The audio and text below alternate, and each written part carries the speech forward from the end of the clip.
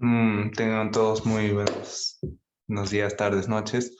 Hoy expondré sobre el ciclo celular y lo voy a hacer de una manera corta y resumida. Para empezar, hay cuatro principales fases: la G1, GAP1, S, GAP2 y M. GAP significa momento, recordemos eso. En la fase G1 hay un incremento de la biomasa, la célula crece. Al crecerse esta, también se multiplican sus organelas.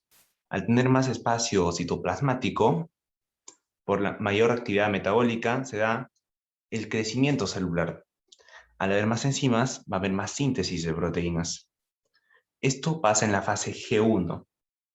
Recordemos que en la fase G1 también hay una parte de esta misma, donde hay el punto de control, también llamado punto R, donde se define si la célula sigue el ciclo o esta misma también pasa a otro estado, un estado quiescente, también llamado G0. Si en G1 ocurre la máxima maduración, pasa al estado quiescente. ¿Qué es el estado quiescente? Es un estado de alta especialización donde la célula no se reproduce. Ejemplo, ¿qué células tenemos en este estado? Tenemos a las neuronas, eritrocitos, linfocitos T y B. Pero, ¿qué podemos resaltar sobre los linfocitos? Estos pueden volver al ciclo y al volver al ciclo generan la memoria, muy importante porque nos puede salvar de, por ejemplo, cuando alguien se enferma y le afecta la primera vez, la segunda vez ya no le va a afectar o le va a afectar mínimo. Eso es llamado memoria. A ver, seguimos. Pero ¿quién controla el punto de control? La proteína P53 la controla. En sí, la proteína P53 controla el ciclo celular. Todo lo que se da en estas fases la controla la proteína P53 y es muy importante. Y ahora seguiremos viendo la importancia de esta misma. Okay.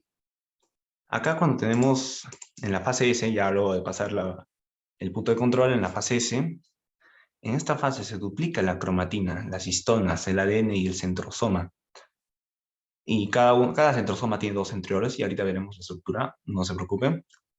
Pero lo importante es el centrosoma. ¿Por qué? Porque para poder dividirse, y esto es muy necesario que se entienda, se necesitan dos centrosomas para la división. Muy bien, acá continuamos con el ADN. Acá tenemos una línea, al decir duplicación de la cromatina, histonas y ADN. Acá tenemos esta línea de acá. Y recordemos que el ADN polimerasa incorpora los nucleótidos a cada cadena donde se da la replicación, donde la adenina se une con la timina y la guanina con la citosina, donde puede haber errores, como en todo lugar, pero un error en este caso puede ser letal, puede dañar o haber una malformación. Y para este error también la proteína P53 obliga a corregir estos mismos. Si fallan muchos errores, esta misma también puede inducir a apoptosis, que es apoptosis, una muerte celular programada. Puede inducir a la muerte a esta célula. Seguimos con la fase G2, ya pasamos de la fase 1, S, y de la fase S a G2. ¿Qué pasa en la fase G2? Mucho más simple. Solo se forma el FPM, el factor promotor de la fase M o mitosis. Seguimos, todo esto de acá, la G1, la S y la G2, son parte de la interfase. Luego de la interfase sigue la división celular, donde se da la cariocinesis y la citocinesis, división nuclear y división de la célula. Un ejemplo que podemos hacer práctico aquí, donde en la fase G1, si tenemos 20 cromatinas, a partir de la fase S, donde se duplica la cromatina, podemos decir que ya tenemos 40 cromatinas. Y en la fase G2 también 40. Y terminando la citocinesis, tendríamos 20 en cada una. La mitosis, recuerden. Ahora aplicaremos, esto es en general, ¿eh? Ahora, si la célula es somática, realiza la mitosis. Esto lo hacen las células somáticas. En cambio, si es una célula germinal o sexual, hace en cambio otro proceso llamado meiosis. Pero también pasa por la fase G1, S y G2. Solo que en vez de mitosis, habría meiosis. Entendido esto, las células somáticas, la mayoría, todas en sí, menos el ovocito y el espermatozoide, En cambio, las células sexuales solo serían el ovocito y el espermatozoide. Estos realizan meiosis. Lo anterior, donde las células somáticas, la mayoría, solo hacen mitosis. Seguiremos con las definiciones. La cromatina es el ADN unido a proteínas básicas llamadas histonas. Acá tenemos el nucleosoma unido al histona H1. Que es el cromosoma también, es la cromatina condensada. Tenemos la cromatina. ¿Y qué es el cromosoma? Es esta misma, pero condensada. O sea, asunto. El cromosoma es la unidad de segregación del material genético en la división celular. Este es un cromosoma. Tenemos a una parte, esta parte izquierda se llama cromátide o cromosoma simple. Esta parte de acá, cromosoma simple, y la del otro lado, cromosoma simple. Ambos forman un cromosoma doble. En estas puntas de acá son llamadas telómeros. La parte del centrosoma, del cromosoma, perdón, se llama centrómero. Cromosoma tiene un brazo corto P y un brazo largo Q. Hay tipos de cromosomas, según la ubicación del centrómero, que sería esto, la parte del centro. Los que están presentes en humanos, el metacéntrico, submetacéntrico y acrocéntrico, donde en el metacéntrico se ubica el centrómero en el centro, en el submetacéntrico casi al centro, y en el acrocéntrico apegado más a un lado. Seguimos con los que no están presentes en humanos, que sería donde el centrómero está al extremo. Una célula es diploide cuando tiene el número de cromosomas completos de la serie. Recordemos eso. 2n es 46, 2n en el caso del humano, 2n es 48 en el caso del chimpancé, y 2n es igual a 16 en el caso de la cebolla.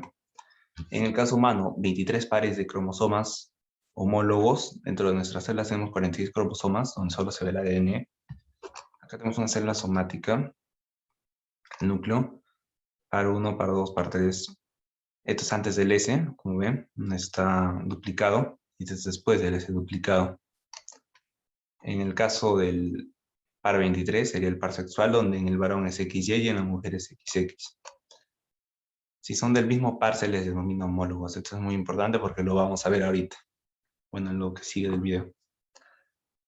Estos son los cromosomas.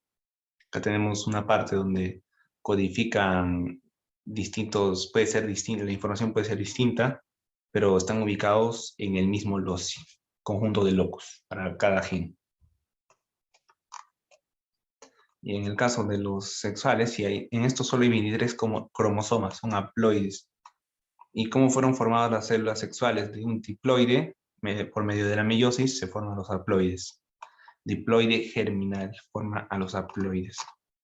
Ahora veremos el proceso de la mitosis, que es realizado en células somáticas, en todo el cuerpo, a excepción en la formación de las células sexuales, como el espermatozoide y el ovocito.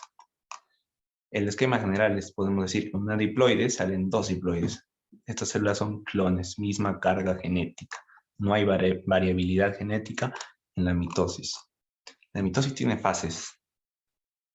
La profase, prometafase, metafase, anafase y telofase. Estos 5 fases forman la cariocinesis. Y luego de esta misma sigue la citocinesis. Como dato podemos decir que la alteración de cromosomas causa síndromes. También veremos como introducción la dinámica de los microtúbulos formados por tubulina. Estos se reorganizan y esta reorganización se forma el uso acromático. Los entrosomas organizan a los microtúbulos en el caso de los animales, pero en el caso de los vegetales, los casquetes polares lo hacen. Tenemos el centrosoma, compuesto de microtúbulos unidos a dos centriolos ubicados perpendicularmente. Estos están rodeados de enzimas que también controlan el movimiento de los microtúbulos. Los microtúbulos pueden ser más largos, más cortos, similar a cuando los músculos se estiran y se contraen. Podemos entenderlo de esta manera. Acá tenemos al cromosoma. Sí, cromosoma. En esta parte de acá, donde se une al uso acromático, se llama cinetocoro. Es una proteína donde se une el uso acromático. Y también está por acá el centrómero. Ahora continuamos con las fases de la mitosis. La primera fase también es llamada profase. Pro es antes de la fase. Acá tenemos una célula y primero vamos a enmarcar sus partes y luego lo que ocurre con las mismas. Tenemos al nucleolo, que es una región del ADN con información que codifica para los componentes de los ribosomas. Tenemos la carioteca, tenemos la cromatina, y tenemos a los centrosomas, los que tenemos la estructura de aquí, que organiza el uso cromático. Ya, esto pasa de aquí a aquí. Pero ¿cómo pasa esto? Lo veremos ahora. Se condensa la cromatina y forma los cromosomas doble. Esa es la cromatina descondensada, pasa a ser cromatina condensada, formándose los cromosomas dobles. Se desintegra el nucleolo porque es una parte donde se codifica componentes de ribosomas y ya no está el núcleo. Se desorganiza la carioteca. Cuando la cromatina se condensa, estas regiones ya no forman el nucleolo. En cambio del nucleolo forman NOR. ¿Qué es el NOR? Son los organizadores nucleolares de los cromosomas. Estos forman las constricciones que vemos en este cromosoma, esta partecita de acá, señalada, y los centrosomas migran a los polos y forman el uso acromático. Acá tenemos el uso acromático, la desintegración de la carioteca y el nucleolo, y la condensación de la cromatina. Ahí está. Seguimos con la prometafase, que es antes de la metafase. En esta fase se rompe la envoltura nuclear, también llamada carioteca, y los microtúbulos del uso mitótico o uso acromático se unen a los cromosomas por sus cinetocoros, esas partes donde se unían al uso acromático. Recordemos que en esta parte es importante porque el cromosoma ya puede controlar a los cromosomas. El centrosoma puede controlar a los cromosomas. Seguimos con la metafase. Meta es medio. Los cromosomas alcanzan su máxima condensación. Es visible en microscopio. Acá, como vemos, es la máxima condensación de un cromosoma. Y se forma la placa ecuatorial o línea mitótica. Seguimos con la anafase, que ana significa contrario o separación, donde anafase hay dos tipos. Anafase A, también llamada temprana, y anafase B. En la anafase A ocurre la disyunción, que es la separación de cromátides hermanas, y estas van a los polos. Acá tenemos el uso cromático que atrae a cada cromátide, y por las otras partes del uso cromático que no se contraen, se alargan para que esta célula se haga más grande. Y esto pasa en la fase B, aumenta la longitud de los microtúbulos y la célula adquiere forma ovoide. Acá se empieza la separación de la célula, pero todavía no se concluye. Donde se concluye en la telofase. Telo es llamado final. Las cromátides terminan de llegar a los polos y se descondensan. Cuando las cromátides se descondensan, vuelven los nucleolos, como le dije, que codificaban información para los ribosomas. Acá los microtúbulos se disgregan y la carioteca reaparece a partir de fragmentos. Aparece la carioteca a partir de fragmentos. Acá se descondensa todo, la cromátide, y aparece el nucleolo. Cada uno con su microtúbulo respectivo. Luego de esto ocurre la citocinesis, en donde se forma el anillo de actina que se contrae hasta que el citoplasma se divide y la célula rompe en dos. Hay dos tipos de citocinesis, en animales y en plantas. En el caso de los animales se llama astral o anfiastral, y en el caso de plantas se llama anastral. En los animales actúan los centrosomas, que son las estructuras que ya vimos, y en las plantas actúan los casquetes polares, que cumplen la misma función que los centrosomas.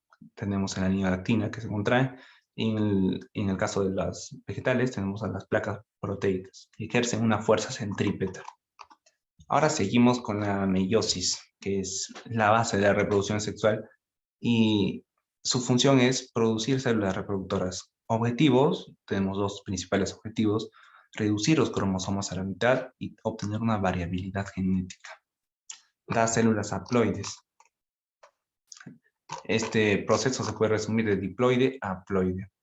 Tenemos al óvulo de 23 cromosomas y el espermatozoide de 23 cromosomas que forman un ser diploide. Acá tenemos el cuadro general, donde la meiosis 1, o sea, la meiosis 1 también llamada reduccional, donde terminamos con dos haploides. Luego, estos tienen un solo centrosoma. Necesito 2 centrosomas para que se pueda hacer el proceso similar a la mitosis, llamada meiosis 2, la ecuacional.